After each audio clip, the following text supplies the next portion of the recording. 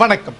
விபத்தில் மரணம் அடைந்தவர்களின் குடும்பங்களுக்கு மின்னணு பண பரிமாற்ற முறையில் பணம் வழங்க திட்டமிடப்பட்டுள்ளதாக கலெக்டர் தீபக்குமார் தெரிவித்துள்ளார்.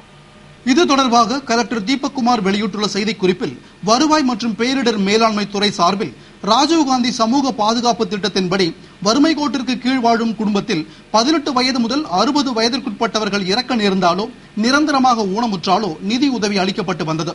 பின்னர் 2010ஆம் ஆண்டு முதல் ராஜீவ்காந்தி ஜனஸ்ரீ பீமா யோஜனா என பெயர் மாற்றம் செய்யப்பட்டும் ராஜீவ்காந்தி சமூக பாதுகாப்பு திட்டம் 2012 என்ற பெயரிலும் செயல்படுத்தப்பட்டு இயற்கை மரணம் அடைந்தால் 30,000 ரூபாய், விபத்தில் மரணமடைந்தால் 75,000 ரூபாய், பகுதி ஊனமடைந்தால் 37,500 ரூபாயும் வழங்கப்பட்டு வந்த நிதி உதவி இனி பயனாளிகளுக்கு அவர்களின் வங்கிக் கணக்கில் மின்னணு பரிமாற்ற முறையில் நேரடியாக செலுத்தப்படும். எனவே இத்திட்டத்தின் கீழ் நிதி உதவி பெறுவதற்கு பொதுமக்கள் சம்பந்தப்பட்ட தாசில்தார் அலுவலகத்தை அணுகி பயன்பெறலாம் என்று கூறப்பட்டுள்ளது.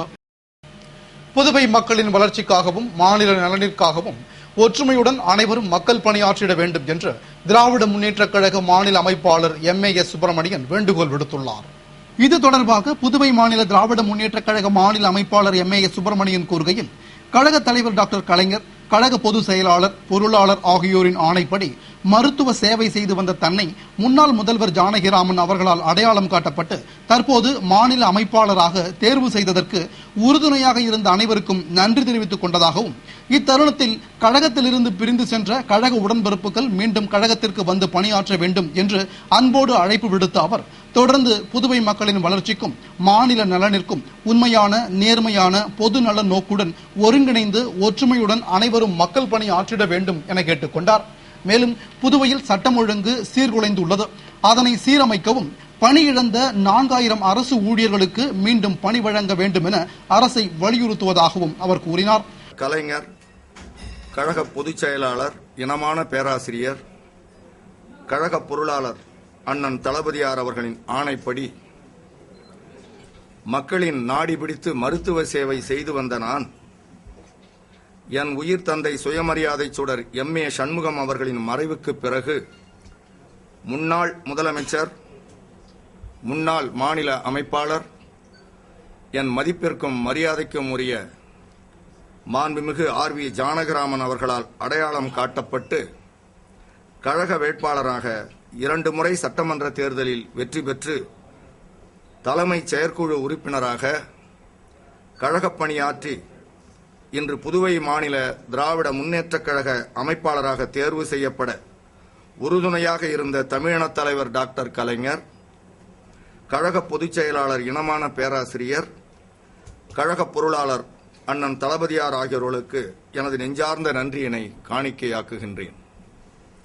மேலும் புதுவை மாநில முன்னாள் முதலமைச்சர் RV ஜானகிராமன் அவர்களுக்கும் மாநில கழக நிர்வாகிகளுக்கும் கழக முன்னோடிகளுக்கும் கழக செயற்குழு பொதுக்குழு உறுப்பினர்களுக்கும் சட்டமன்ற உறுப்பினர் அவர்களுக்கும் இந்த தருணத்தில் எனது நெஞ்சார்ந்த நன்றியினை தெரிவித்துக் கொள்ளுகின்றேன்.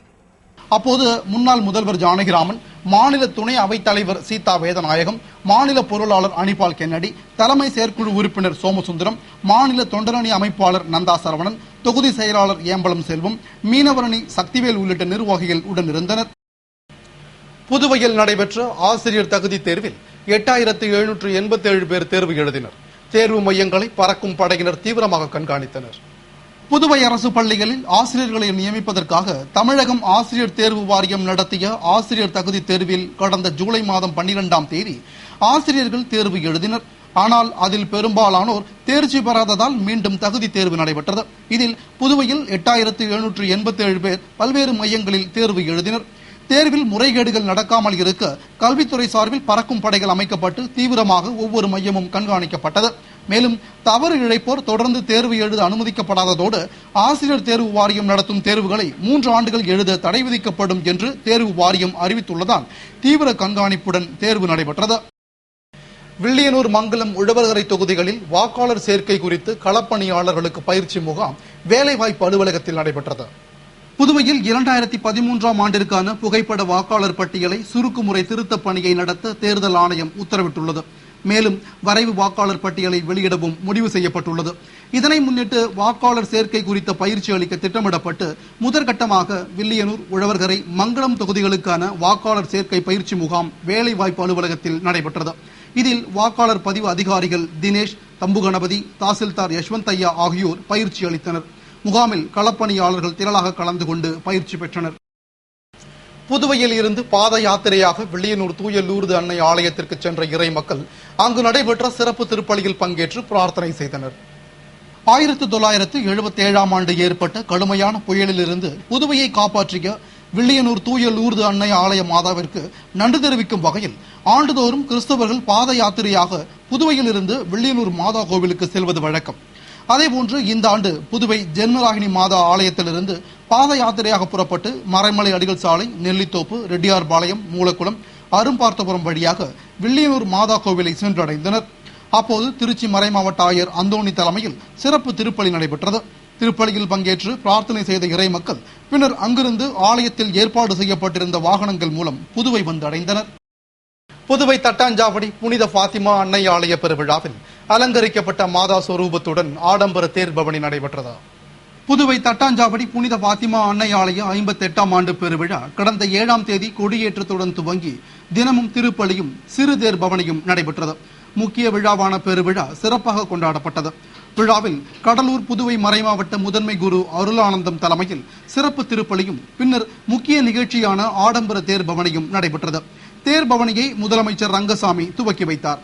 முக்கிய வீதிகள் வழியாக சென்ற தேர்பவனியில் கதிர்காமம் வட்டார காங்கிரஸ் தலைவர் திரு ஏகேடி ஆறுமுகம் மற்றும் கிறிஸ்தவர்கள் ஏராளமானோர் கலந்து கொண்டு ஜெபம் செய்தனர். விழாவிற்கான ஏற்பாடுகளை பங்கு தந்தை லாரன்ஸ் தலைமையில் பங்கு பேரவையினர் மற்றும் பங்கு மக்கள் செய்திருந்தனர்.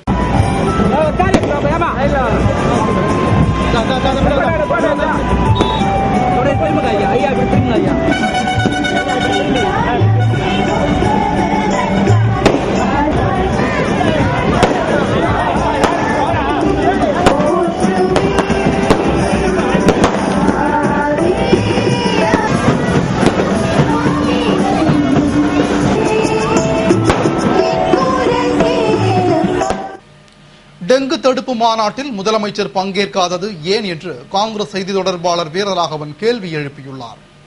இது தொடர்பாக காங்கிரஸ் செய்தி தொடர்பாளர் வீரராகவன் கூறுகையில், டெங்கு காய்ச்சல் பாதிப்பு பரவலை தடுப்பதற்கான நடவடிக்கைகள் குறித்து ஆலோசிக்க தென்னிந்திய மாநில சுகாதாரத்துறை அமைச்சர்களின் மாநாடு சென்னையில் நடைபெற்றது. இதில் தமிழகம், கர்நாடகம், கேரளத்தைச் சேர்ந்த அமைச்சர்கள் பங்கேற்று பாதிப்புகளை கூறி சிறப்பு நிதி ஒதுக்குமாறு வலியுறுத்தினர்.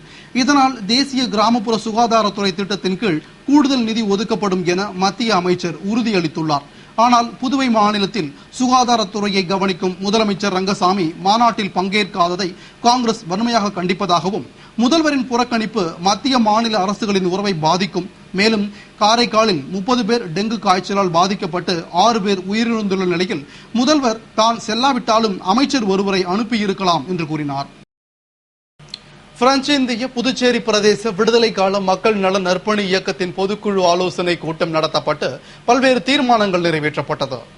புதுவை தமிழ்ச்சங்கத்தில் பிரெஞ்சு இந்திய புதுவை பிரதேச விடுதலை கால மக்கள் நல நற்பணி இயக்கத்தின் பொதுக்குழு ஆலோசனை கூட்டம் இயக்க தலைவர் சிவராஜ் தலைமையில் நிர்வாகிகள் முன்னிலையில் நடைபெற்றது. கூட்டத்தில் தியாக மறவர்களின் கருத்துக்கள் ஆலோசிக்கப்பட்டது. தொடர்ந்து நவம்பர் 1ஆம் தேதியை விடுமுறை நாளாக அறிவித்து புதுவை விடுதலை நாள் அரசால் விமர்சையாக கொண்டாடப்பட வேண்டும் என்று ஆளுநருக்கும் முதல்வருக்கும் வேண்டுகோள் விடப்பட்டது. பிரெஞ்சு குடியுரிமையை பறிகொடுத்த மக்களுக்கு உடனடியாக தியாகி பென்ஷன் வழங்கிட வேண்டும், தியாக தலைவர்களின் சிலைகள், குடைகள் அமைக்கப்பட்டு அழகுபடுத்தப்பட வேண்டும் என்பது போன்ற பல தீர்மானங்கள் நிறைவேற்றப்பட்டன. போலீசார் இரவு ரோந்தை அதிகப்படுத்த வேண்டும் என்று போலீஸ் பொதுமக்கள் நல்லுறவு கூட்டத்தில் பொதுமக்கள் வலியுறுத்தினர். புதுவை வடக்கு காவல் பிரிவு சார்பில் போலீஸ் பொதுமக்கள் நல்லுறவு கூட்டம் சரஸ்வதி திருமண மண்டபத்தில் வடக்கு எஸ்பி ராமராஜ் தலைமையில் உருளையன்பேட்டை இன்ஸ்பெக்டர் ரகுநாயகம், சப் இன்ஸ்பெக்டர்கள் ஜெய்சங்கர், நாகராஜ், செல்வராஜ், தியாகராஜன், முருகசாமி மற்றும் உருளையன்பேட்டை, ஒதியஞ்சாலை பகுதிகளைச் சேர்ந்த பொதுமக்கள் முன்னிலையில் நடைபெற்றது. கூட்டத்தில் பொதுமக்கள் போலீசார் இரவு ரோந்தை அதிகப்படுத்த வேண்டும், திருட்டுகளை தடுக்க நடவடிக்கை எடுக்க வேண்டும் என வலியுறுத்தினர். தொடர்ந்து எஸ்பி ராமராஜ் பேசுகையில், குற்றச்சம்பவங்களை தடுக்க பொதுமக்கள் ஒத்துழைப்பு தர வேண்டும், சந்தேகப்படும் நபர்கள் தென்பட்டாலோ, அசம்பாவிதம், சமூக விரோத செயல்கள் நடந்தாலோ அது பற்றி போலீசாருக்கு பொதுமக்கள் உடனே தகவல் தெரிவிக்க வேண்டும் என்று கூறினார். புதுவை நெட்டப்பாக்கம் தொகுதியில் தார் சாலை அமைக்கும் பணியினை சட்டமன்ற உறுப்பினர் பெரியசாமி பூமி பூஜையுடன் துவக்கி வைத்தார்.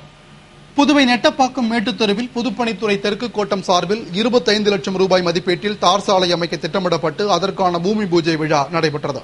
விழாவில் தொகுதியின் சட்டமன்ற உறுப்பினர் பெரியசாமி பங்கேற்று பூமி பூஜையுடன் பணியினை துவக்கி வைத்தார். விழாவில் பொதுப்பணித்துறை பொறியாளர்கள், ஊர் முக்கிய பிரமுகர்கள், ஒப்பந்ததாரர் மற்றும் பொதுமக்கள் பலர் கலந்து கொண்டனர். பணியினை விரைந்து முடிக்குமாறு ஒப்பந்ததாரரிடம் சட்டமன்ற உறுப்பினர் பெரியசாமி கேட்டுக் கொண்டார்.